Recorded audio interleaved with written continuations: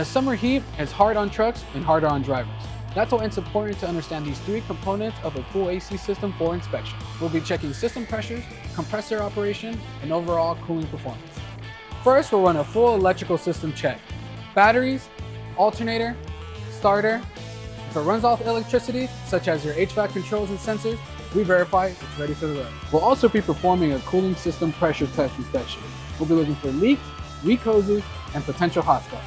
Remember, your cooling system plays a critical role in your AC performance because an overheated engine doesn't just end your day, it ends your week.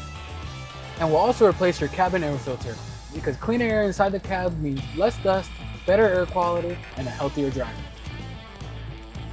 But here's the best part. Usually this service runs for $850, but through May 31st, it's just $530 for labor. Plus, if we find anything that needs replacing, you get 10% off any parts installed with this service. Don't wait for the hottest day to find out your truck isn't ready. Stop by any California Truck Center location and ask for the Spring Ready service package.